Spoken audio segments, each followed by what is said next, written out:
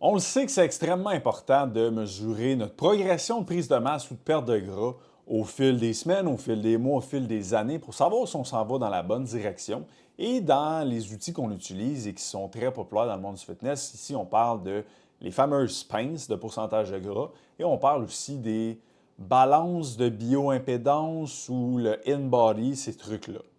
Chez HL, depuis mes tout débuts, en fait, moi, j'ai toujours utilisé les pinces modèle à 9 plis et plus que je prenais à tous les mois avec les clients. Mais dernièrement, on commence à avoir certaines incohérences au niveau des pourcentages de gras avec les pinces. On arrive avec un client, tous ces plats, hey, tous ces plats, on s'en va en bonne direction. Tous ces plis, merci, tous ces plis augmentent, mais le body fat, il diminue. Ce qui n'est pas normal. Après ça, un client qui fait toutes ses affaires, il mange assez de protéines, il va à l'échec musculaire, il augmente ses charges de toutes les semaines. On a du data pour checker que la personne ne nous bullshit pas, c'est vrai. Puis on check en 3 mois, elle aurait perdu 5 livres de masse. Comme vous savez-tu à quel point c'est difficile de perdre de la masse musculaire? Il faut vraiment que tu fasses de la merde. Fait que quand tu fais un minimum d'efforts, c'est comme quasi impossible de t'en perdre de la masse musculaire. Mais là, sur 3 mois, tu aurais perdu 5 livres en t'entraînant, en mangeant cette protéine, en allant à l'échec. C'est comme, non, ça fait aucun sens. Donc là, je me suis commencé à me dire, mais il me semble que c'est spécial ce qui ressort comme résultat. Puis en plus, de plus en plus, on voit que de trop focus sur un chiffre, ça peut rendre les gens beaucoup plus anxieux et ça va les rendre beaucoup moins en mouvement vers leurs objectifs. Fait que je me suis dit, ben, allez voir à quel point c'est précis, cette histoire-là de body fat au niveau de la science. Parce que moi, quand j'ai commencé dans le domaine de l'entraînement, on m'a dit, les pinces, Charles Poliquin, il est super bon, c'est de même que ça marche. Puis moi, ben, je veux la science, je connaissais pas ça. J'étais comme, je fais confiance à tout le monde, les yeux fermés. Parfait, telle personne dit ça, ça va être ça. Charles Poliquin, hey, c'est un grand dans le milieu, parfait, on va le croire. Mais j'ai jamais vraiment fouillé ce que la science disait là-dessus. Donc, c'est ce que j'ai décidé de faire. Donc, dans le podcast de cette semaine, encore une fois, on va répondre à 5 grandes questions ensemble. La première, qu'est-ce que la science dit en général sur les méthodes de pourcentage de gras? La deuxième, quelle est la précision des pinces au niveau des pourcentages de gras? Troisième question, quelle est la précision des bioimpédances? Quel est le niveau de précision des balances à bioimpédance ou in-body? C'est quoi la meilleure manière de mesurer son pourcentage de gras? Et encore une fois, on termine avec comment prendre ça, tirer le sens de ça et rendre ça opérationnel au day-to-day dans vos vies pour avoir des bonnes méthodes pour analyser votre progression, que ce soit de la perte de gras ou de la prise de masse musculaire. Donc, qu'est-ce que la science dit en général sur les méthodes de pourcentage de gras? Donc, petit cours 101 sur les méthodes de pourcentage de gras. Et là, ouvrez bien vos oreilles, montez le son dans l'auto. Je ne sais pas où vous êtes, là, mais les méthodes là, de pourcentage de gras, c'est pour prédire le pourcentage de gras. Ce n'est pas pour mesurer votre pourcentage de gras. Toutes les méthodes qui existent à ce jour, c'est une prédiction. Un mot, ça change beaucoup de choses. Parce que quand tu dis prédiction, tu dis qu'il y a une marge d'erreur. Donc, toutes les méthodes qui existent, on va toutes les voir après, là, ont une marge d'erreur. Parce que c'est une prédiction. Et là, tu vas me dire, moi, mais Hugo, moi, je veux la vraie mesure. Bien, comment tu peux avoir la vraie mesure? Il faut que tu sois mort. Et là, il enlève tout le gras que tu as sur le corps, puis il le pèse. Fait que moi, je ne connais pas grand monde dans de faire ça, donc on va être pogné avec des méthodes pour prédire. Donc, on parle de prédiction et non de mesure. Donc, déjà là, on voit que, je sais qu'un mot, on rentre avec des petites marges d'erreur ici. Maintenant, il y a deux modèles qui vont servir à prédire le pourcentage de gras. Il y a le modèle à 2 compartiments et le modèle à 4 compartiments. Le modèle à 2 compartiments, c'est il sépare le corps masse grasse, masse maigre. Et là, je t'entends déjà dire, OK, masse musculaire. Non, non, non. Masse maigre. La masse maigre, là, c'est pas juste ta masse musculaire. C'est ta masse musculaire vraie, mais c'est aussi l'eau, c'est aussi tes organes et les os. Donc, quand tu dis, tu sors d'un bureau, tu dis, j'ai pris 4 livres de masse parce que la masse maigre a augmenté, on n'a aucune idée c'est quoi qui a augmenté. On s'entend que ce n'est pas les organes, hein, parce que tu ne gagnes pas des organes, puis ce n'est pas non plus des os, parce que tu ne gagnes pas des os. Donc, tu es peut-être juste plus inflammé, tes muscles sont peut-être mieux hydratés. On ne le sait pas, ça, dans un modèle à deux compartiments. Donc, les pinces puis la bioimpédance sont un modèle à deux compartiments.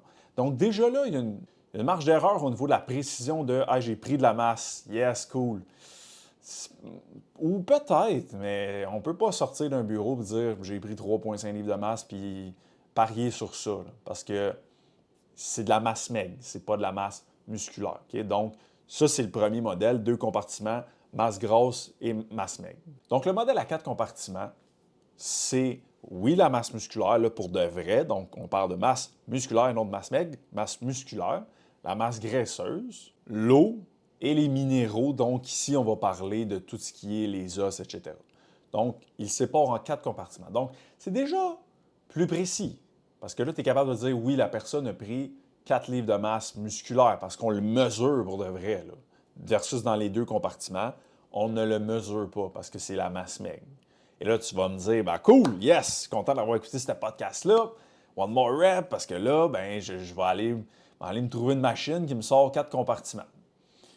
OK, là, bonne chance, parce que je vais te dire comment tu peux y arriver pour avoir un body fat qui te donnerait ça en 4 compartiments. Et je vais même le lire parce que c'est complexe à ce point-là. Il faut que tu mesures la densité corporelle avec une pesée sous-marine ou communément appelée le BOD-POD, l'eau corporelle totale à l'aide d'une technique appelée dilution de deutérium et le contenu minéral osseux à l'aide du DEXA-scan.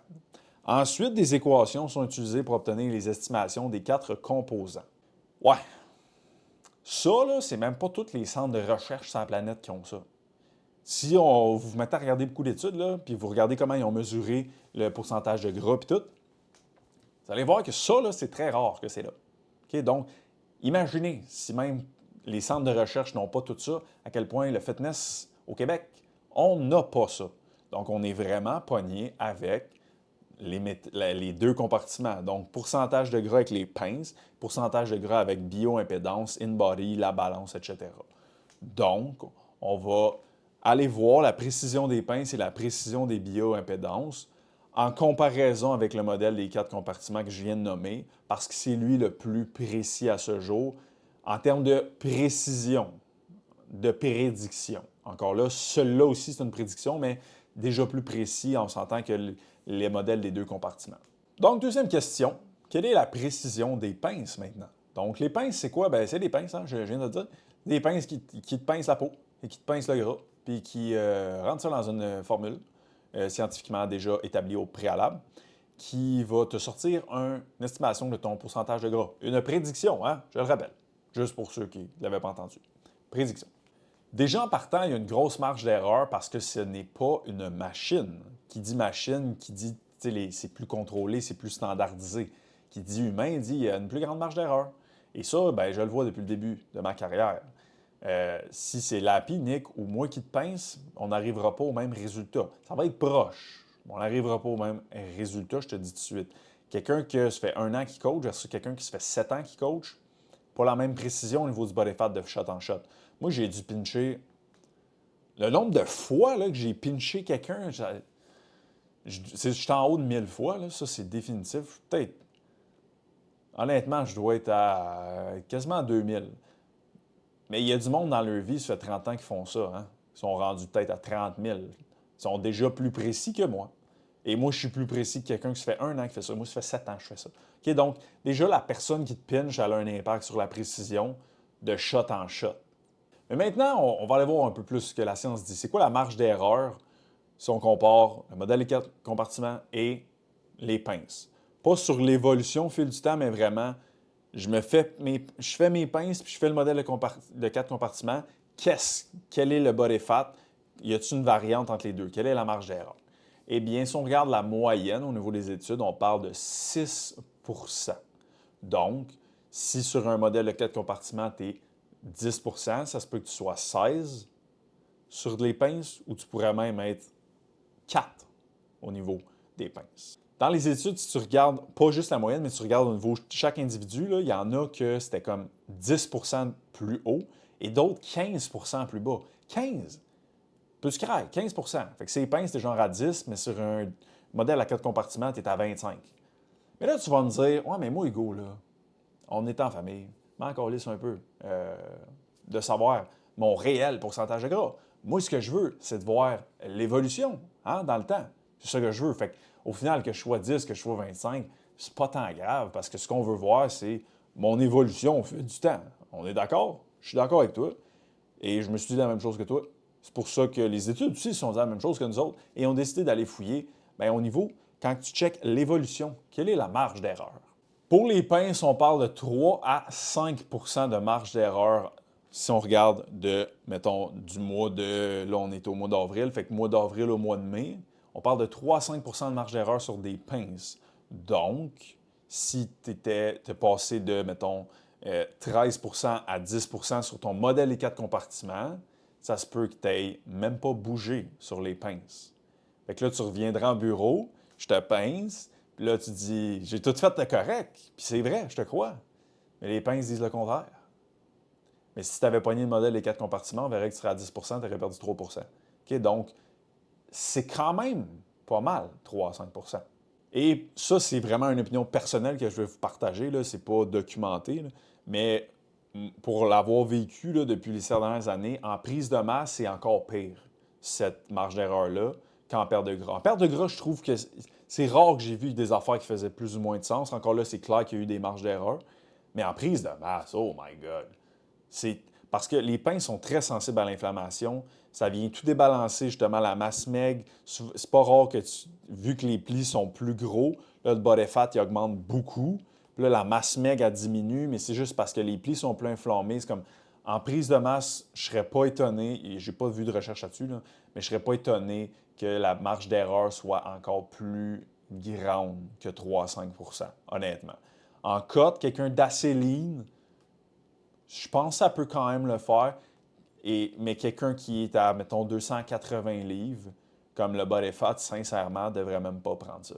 Parce que la marge d'erreur est encore plus haute que 3 à 5 OK? Donc, verdict pour les pinces, ça dépend. Règle générale, marge d'erreur de 3 à 5 pour l'évolution. OK? Ça a quand même un gros impact. Je vais dire à la fin de quoi faire selon ça. Mais selon l'auteur d'une des études, puis qui a analysé les études, lui suggérait de prendre le body fat aux 3 à 6 mois. Mais on va revenir comment rendre ça opérationnel dans vos vies à la fin. Maintenant, la précision au niveau des balances in-body, bioimpédance, tout ça. Là. Parce que là, tu te dis, ah ben là, les pains, c'est 3 à 5. Fuck!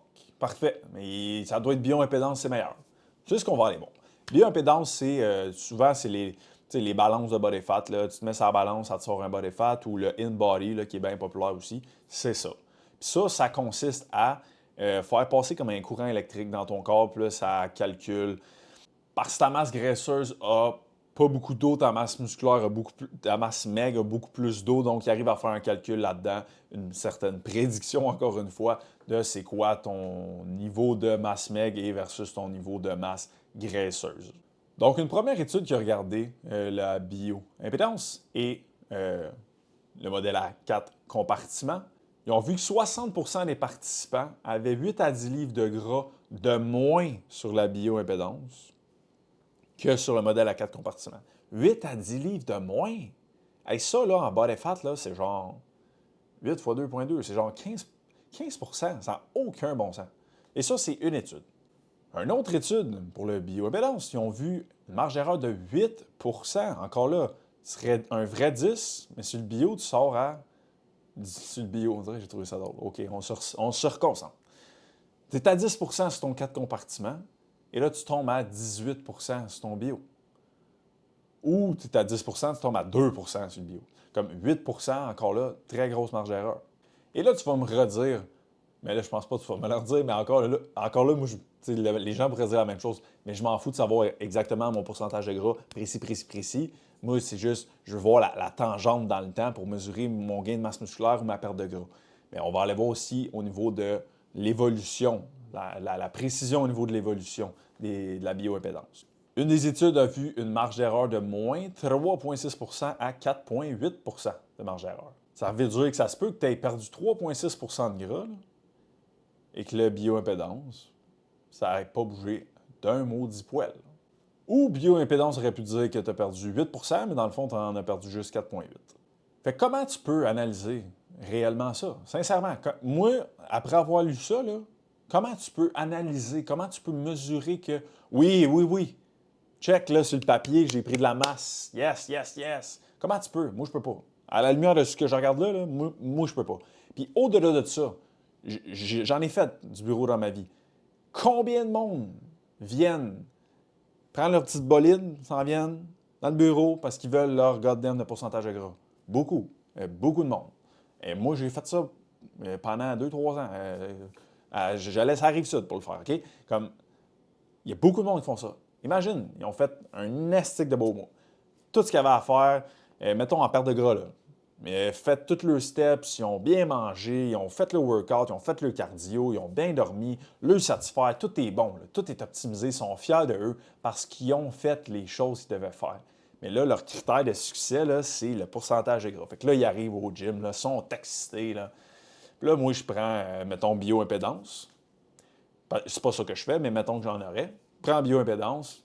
Puis là, j'ai dit, non, t'as pas perdu de gras. Mais dans le fond, si on avait eu un modèle à 4 compartiments, on aurait perdu 3. Donc, est-ce que vous imaginez 2 secondes comment la personne va se sentir à ce moment-là? Elle va se dire, j'ai tout fait ça pour rien. Puis moi, en tant que coach, je vais me dire, bullshit, ça se peut pas. Elle a tout fait de correct, puis ça ne perd pas. Ça se peut pas. Elle me dit, il y a de quoi qu'elle me dit pas. Vous voyez comment ça n'a pas de bon sens?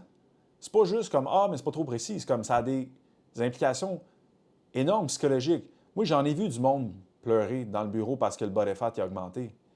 Puis quand je vois ça, moi, ça me fâche parce que je suis comme, au final, pour quelque chose qui est aussi précis que ça, que dans le fond, peut-être qu'elle avait perdu, mais que ça, c'est pas assez précis pour me le montrer. Donc, moi, ça me sidère. C'est pour ça que, encore une fois, à la fin, je vais vous dire comment, à la lumière de ce qu'on sait en 2024 avec la science, comment bien mesurer votre progression. Mais encore une fois, là, on parle d'une grosse marge d'erreur au niveau du bioimpédance. Donc, le verdict pour le bioimpédance, on parle d'une marge d'erreur qui peut aller jusqu'à 8 %. Donc, c'est pire que les pinces. Donc, c'est un choix à faire entre les deux. Les pinces seraient une meilleure option pour toi. Encore une fois, ici, on suggère minimum 3 mois avant de reprendre un bioimpédance, même que 6 mois, ça serait le best. Donc, comment rendre ça opérationnel maintenant au day-to-day? Là, on a vu là, les résultats, ça fesse. Là, je sais, moi, quand j'ai lu ça, j'étais comme, oh my God, ça n'a pas de bon sens. Là, vous êtes dans votre chose, vous êtes comme, pourquoi je prends mon body fat? Pourquoi je fais ça? Voyons donc. Comme, dans les derniers temps, s'il y a des clients qui écoutent ça et sont comme, ah, mais là, ça n'a pas rapport mes résultats. C'est comme, ceux que ça n'avait pas rapport, vos résultats, exemple, que vous avez tout fait puis que les résultats ne concordaient pas, je vous l'ai dit que ça n'avait pas de sens. Okay? Parce que ces études-là, ça fait pas une semaine que je connais ça. Ça fait peut-être 1 mois et demi, 2 mois que je prépare ce podcast-là. Fait que ceux-là que ça fait aucun sens, je vous l'ai dit. Ceux que ça fait du sens avec vos comportements, ben, si ça fait du sens avec vos comportements, ben, ça veut dire que oui, je crois fortement que vous avez perdu du gras. Si vous avez perdu 5 livres en 1 mois puis que le body fat a diminué puis que vous avez fait toutes vos affaires, ben, je trouve que c'est cohérent. Mais versus un de mes clients qui fait toutes ces shit, qui est ultra sacoche, on arrive au body fat, c'est comme s'il avait perdu de la masse. Comme, fait 4 ans que je te coach, je sais que tu es sacoche, toutes tes charges ont augmenté, tu manges assez de pro, je te confirme, tu as pris de la masse musculaire, mais la précision que cet outil-là nous amène, on n'est pas capable de te le sortir. Okay? Mais les gens, là, juste pour les clients qui écoutent, comme ceux que c'était pas cohérent, je vous l'ai dit, ceux que c'était cohérent, ben c'était cohérent. Donc maintenant, là, ça nous donne un peu moins le goût de se fier rien qu'à ça. Hein? Fait que comment qu'on fait pour rendre ça opérationnel? Qu'est-ce qu'on fait pour savoir comment on progresse au niveau de notre masse musculaire, comment on progresse au niveau de notre perte de gras? On va regarder les deux, mais juste avant, je veux vous rappeler une chose. Hein? Votre meilleur critère de succès, votre meilleur critère de progression, c'est vos comportements. Soit la progression au niveau des comportements ou la constance au niveau des comportements. Tu as des bons comportements à avoir pour prendre la masse musculaire, aller à l'échec musculaire. Le focus, c'est est-ce que je suis constant là-dedans? Augmenter les charges à toutes les semaines ou le nombre de répétitions. Est-ce que je suis constant là-dedans? Est-ce que je l'ai fait dans le dernier mois? Si oui, c'est là-dessus le focus. Okay? Le critère numéro 1, c'est ça. Après ça, on peut aller jouer avec certains outils pour mesurer notre progression, mais le critère ultime, on parle de vos comportements. Donc, voici ce que je recommande selon la science actuelle en 2024. Ça peut changer, il y a peut-être des nouvelles, j'espère, des nouvelles bébelles, des nouvelles méthodes de pourcentage de gras qui vont être encore plus précises dans le futur. I hope so. Mais présentement, on n'a pas ça. Donc, voici à la lumière de ce que je sais, qu'est-ce que je vous suggère. Pour la prise de masse, numéro 1, critère numéro 1. Tu progresses de semaine en semaine sur tes séries à l'échec musculaire avec le même tempo, le même temps de repos, placé à la même place dans le workout, avec la même technique. Si ça, là, c'est fait, j'ai quasiment pas besoin du reste. Je le sais que tu gagnes la masse musculaire. Si sur 6 mois, là, à toutes les semaines, ça a fait ça, puis tu allais vraiment à l'échec musculaire, parce que ça, c'est la première condition. Parce que tu vas pas à l'échec, ça se peut que tu augmentes à tous les semaines parce que ben, tu n'étais pas à l'échec, fait que tu es capable d'en faire plus. Mais si tu vas à l'échec et tu augmentes de semaine en semaine, on sait qu'il y a eu des adaptations qui se sont générées. Oui, il y en a que c'est neural, mais au bout de 6 mois, il y en a que c'est de la masse musculaire. Okay? Donc, tu vas à l'échec, tu augmentes à tous les semaines avec tous les mêmes paramètres. Ça, c'est numéro 1. Numéro 2, des photos aux 3 à 6 mois. Aux 3 à 6 mois, tu reprends des photos en chest, en top de sport, de dos, de face, de côté, puis tu regardes. Tu vas le voir aux 3 à 6 mois, si tu as gagné de la masse musculaire ou pas. Ou si une autre affaire, si tu te le fais dire, hey, sans te rendu avec des gros biceps, toi, ça, c'est un indicateur que tu as gagné de la masse musculaire. Ton poids, tu peux l'utiliser pour voir une évolution au fil du temps. Au fil du temps. Hein? On se calme, là, les blessés, là, au fil du temps. Une moyenne, fait que sur la moyenne, à tous les semaines, 1 mois, 2 mois, 3 mois. Est-ce que la tangente est-tu vers le haut? Si oui, en prise de masse, pas mal sûr que tu gagnes la masse musculaire. Mais encore là, pas à la semaine. Ah là, d'une semaine à l'autre, mon poids n'a pas bougé, j'ai pas pris de masse. C'est comme, non, c'est pas de même, ça marche. OK? Plus long terme. Ensuite, tes circonférences de tour de taille, tour de tronc, bras, quads et mollets. Super bon pour voir si tu gagnes la masse musculaire. Et le tour de taille aussi va te dire si tu gagnes de la masse graisseuse. Okay? Donc, le petit tape là, à mesurer, extrêmement bon aussi, mais encore là, aux 3 à 6 mois idéalement aussi. Et le dernier, ben, le body fat, ça peut quand même être intéressant encore là. Mais encore une fois, si je suis la recommandation des auteurs, on parle plus d'un 3 à 6 mois d'aller le mesurer pour qu'on ait une donnée plus précise. Encore là, rien n'empêche de le faire à tous les mois, juste de l'avoir comme une idée, parce que, comme j'ai dit tantôt, surtout en prise de masse, tu es plus sensible à l'inflammation. Bien, si tu le prends tous les mois, on peut quand même dire, OK, il y a un peu plus d'inflammation au niveau de la bouffe, comment ça s'est passé. C'est quand même utile pour nous donner des petites pistes, mais en aucun cas, je vous suggère de prendre votre bolide dans l'ultime objectif d'aller voir j'ai-tu pris de la masse? C'est comme non. Prenez les autres affaires avant, puis le body fat, c'est comme un bonus. Là. En top de ça qu'on peut se servir pour voir surtout l'inflammation, mettons, en prise de masse. Mais le chiffre de hey, j'ai pris 3-4 livres de masse ce mois-ci, là, on l'a tous déjà fait ça, hein? Je suis coupable à 100%. Là. Tu mets ça en story, là, hey, mon client a pris 6 livres de masse dans le dernier mois. C'est comme peut-être. Peut-être pas. Je ne le sais pas.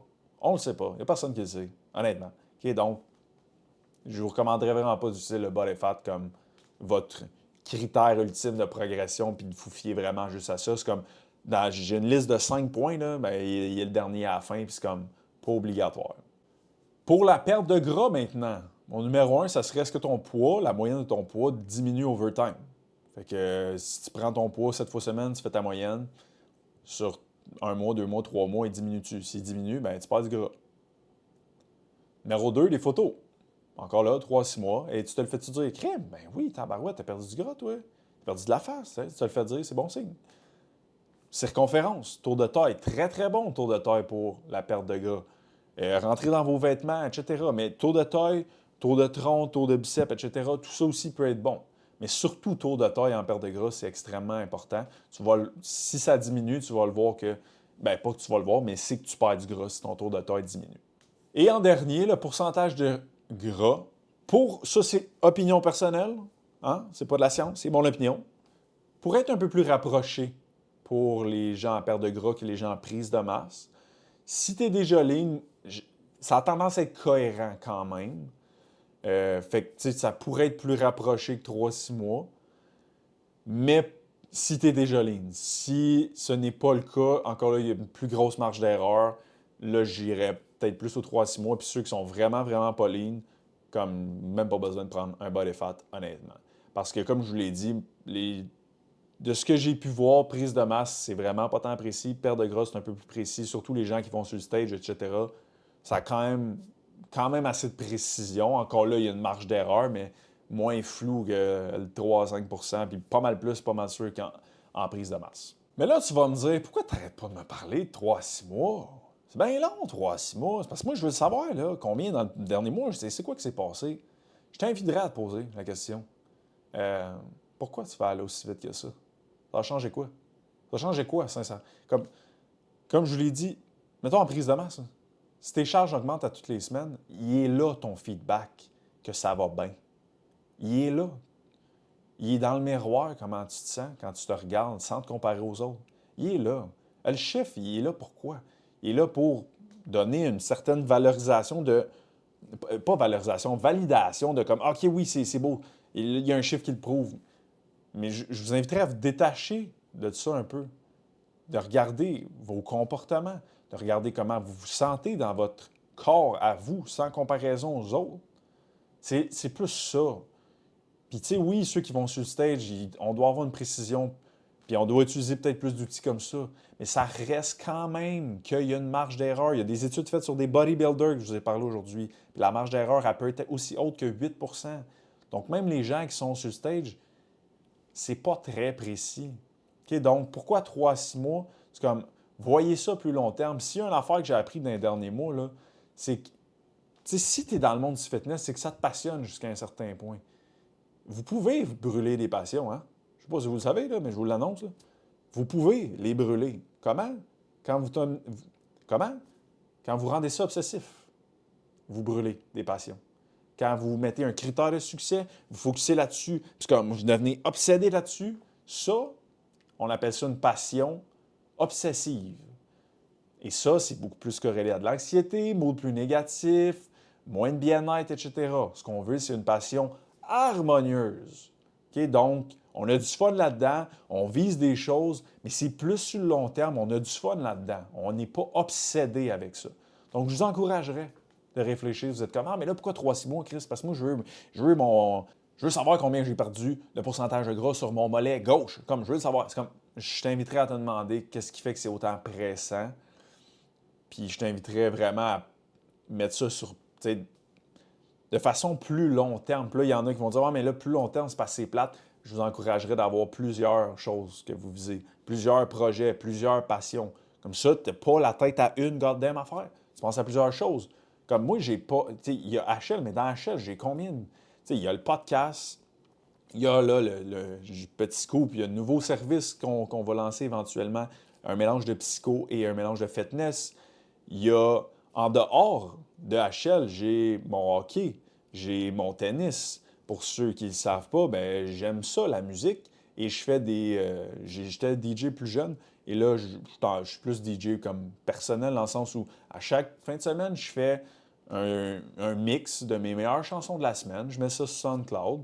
Puis comme ça, c'est un autre projet pour moi. C'est comme, plus vous avez une diversité de projets et de choses que vous visez, plus ça va être harmonieux, plus ça va être équilibré. Si vous avez une chose, puis votre chose, c'est votre pourcentage de gras, watch out l'anxiété, watch out que, oh, je me sens pas bien, oh, ben là, je suis stressé, ah, puis là, ah, mais là, le pot va pas bien, puis là, watch out, c'est ça qui va arriver. Okay? Donc, je vous inviterai à avoir une diversité de choses que vous visez, de projets, de passions, etc.